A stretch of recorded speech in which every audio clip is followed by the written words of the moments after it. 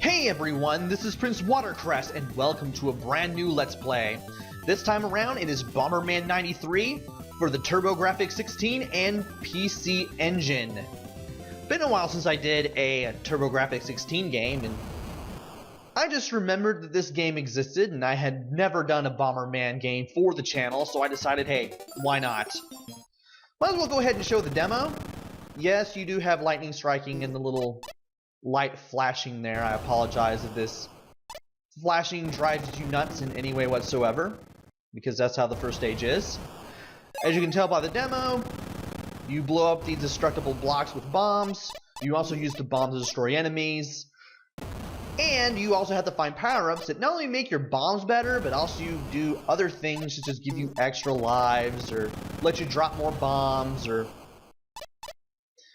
make the explosions from your bombs go further, as well as something that lets you detonate the bombs at the press of a button, which is a really good power-up to have.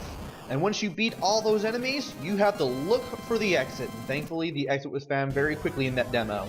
That's the gist of every regular level in this game. We've got a bunch of modes, including a battle mode, a comlink mode. You can save and load. You can load games either through a password or through a save file. But we're gonna go straight to the normal game mode, where we see how the game starts. We have this city here, and one by one, all of these buildings start losing power, with the big one in the center losing power last.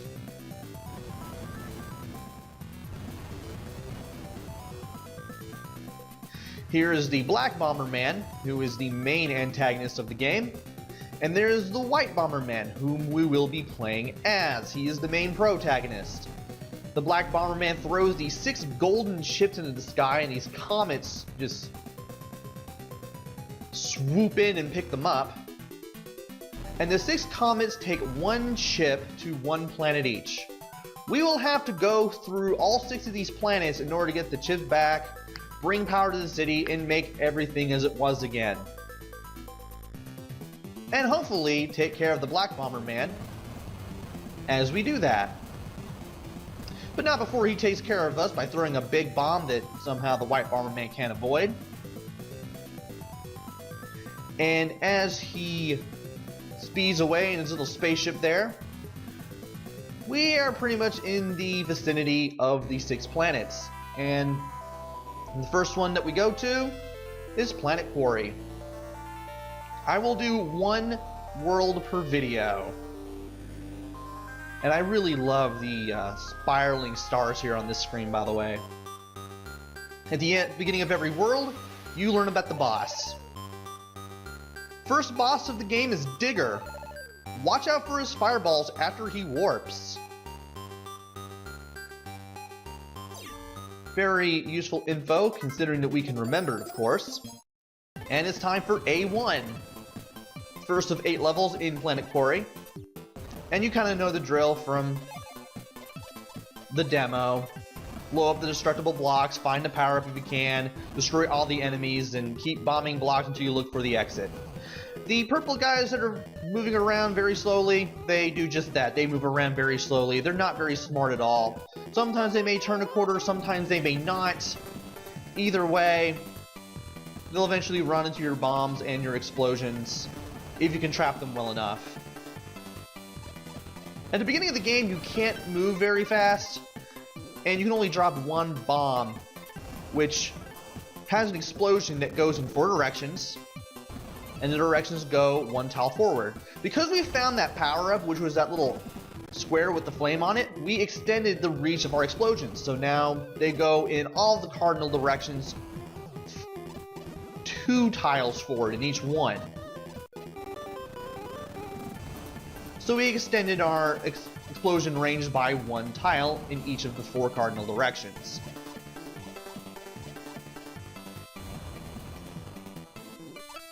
These guys aren't really that tricky, though sometimes you can if you're not having a very good day. And he just somehow ran into the explosion. Now we just have to look for the exit, which was the purple tile with the blue circle in it. Once we land on that, we go on to the next area. Be sure not to have any explosions touch the exit tile because if that happens, more monsters will pop out and you have to destroy them before you can leave the stage. The same is true if you also accidentally destroy power-ups. Anyway, we are now on A2 and we have a new enemy here, which is this red cone monster. Moves a little faster. Sometimes this enemy can double back. Just reverse direction when you least expect it. And if it has a lot of room to maneuver and can maneuver into you, that can kind of be a problem. Thankfully, we managed to take care of the guy. And we managed to take care of this guy as well. There's the exit. We have to take care near the exit not to accidentally hit it with an explosion. Because again, if we do that, we will cause more monsters to pop out, and we have to get rid of them. And there'll probably be monsters that we have yet to see. Now, we destroyed all the monsters. You get a little audio signal saying that you've defeated all of the monsters. And if you haven't found the power-up, one of the destructible blocks will glow orange. It will flash orange. We just picked up a bomb. This allows us to lay one more bomb. So now we can lay a maximum of 2 bombs.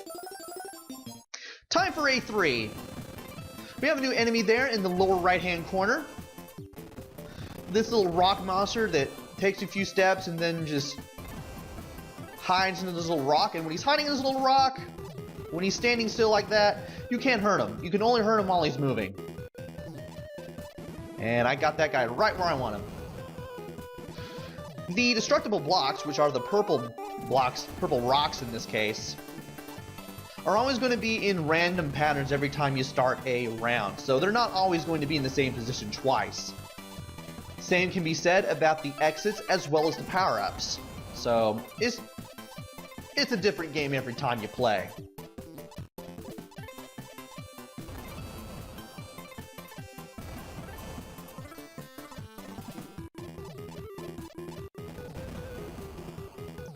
Now, the gray blocks, the ones that are set up in the more linear pattern, you can't destroy those, so don't even bother trying. Though you can use that to your advantage by limiting where your explosions go, and also using them to hide from your explosions if need be. Because if you touch your own explosions, or if your explosions from your bombs touch you, you're obviously going to die. You can kill yourself with your own bombs. It's pretty obvious. If you've ever played Bomberman, and even if you haven't, it's still not a good idea anyway.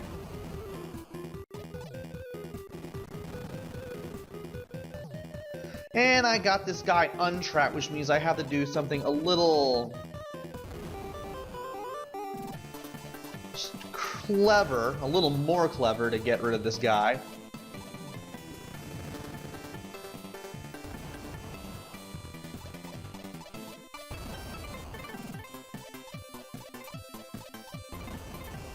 And thankfully, I was able to do just that. I thought it would hit the bomb or run into it and then turn around and maybe not have the explosion hit him in time, but thankfully, I was able to make that work.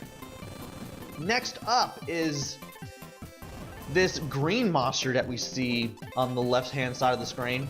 They move very slowly, but they can move through to destructible blocks. Thankfully, if you can find a power-up that allows you to do it, you can too. The thing about the power-ups, I believe that you lose all your power-ups if you die, so you definitely don't want to do that.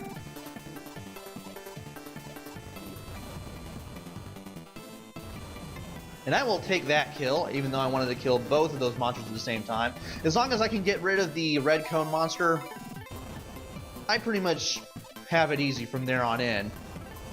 And there's a heart with a bomb in it. That is the remote bomb. I forgot to mention the control for this game. You move around with the control pad in 4 directions, up, down, left, and right. You press 2 to lay your bombs, and now that we have the ability to do remote bombs, which allows us to detonate our bombs whenever we want, we can press the 1 button, the number 1, not run, in case you kind of got your words confused.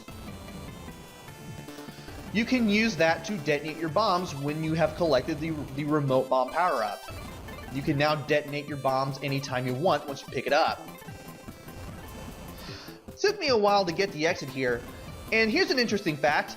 If the last rock, the last destroyable block that you destroy has the exit,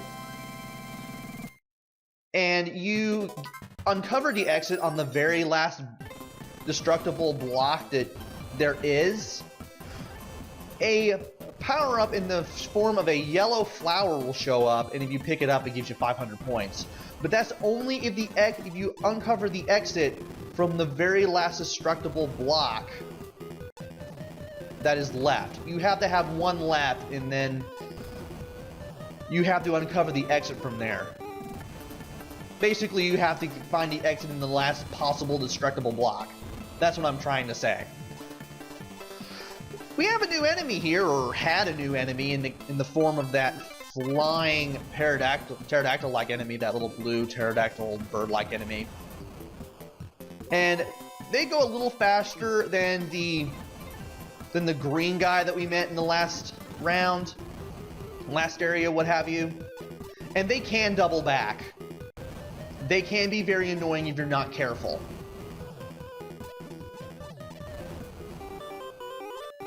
Trying to be very careful when I lay my bombs and then move away.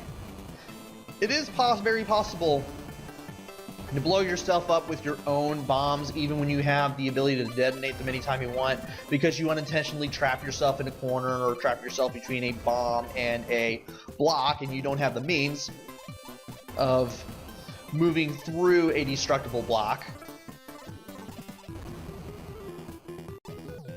And even though I have 2 bombs, I still want to be careful. And thankfully we made it onto the exit tile there, and we are now on A6. There are 8 stages on every level, and the 8th stage will always be a boss, so when we reach A8 we will meet Digger. That little Pac-Man enemy there, that little orange ball that's just closing its mouth over and over, that is a new enemy. It is pretty fast, and it will chase you around if it sees you. You want to take advantage of that if you can. And we've already found the exit as well as the power-up, in case you weren't aware. It was a picture of Bomberman, which gives us an extra life. If you still haven't found the power-up and you find the destructible block that is flashing orange, it's going to have a useful power-up in there. There will be blocks later on that will contain other power-ups that just give you points, like a tile with a banana or a tile with an apple. They're just there to give you points, and I believe you can get lives off of points, but you do need to get alive in order to get an extra life that way. And I love trapping these little guys that hide, by the way. The little rock guys that just stand still. Just trap them between your bomb and a block, and as soon as they start moving, if you have the ability to detonate your bombs, if you picked up the heart bomb icon, you can just blow them to smithereens as soon as they start moving again.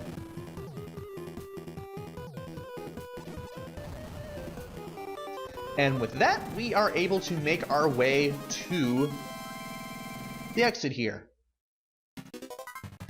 A7 actually has nothing new. Consider this your put it all together stage. Consider this your true test before you take on the boss of Planet Quarry. So there's really nothing new here as far as I'm concerned. No new enemies, no new hazards.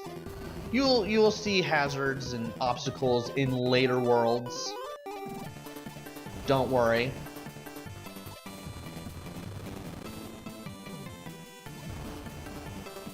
And let's go ahead and trap this guy, because why not? Just get that guy caught in the corner there.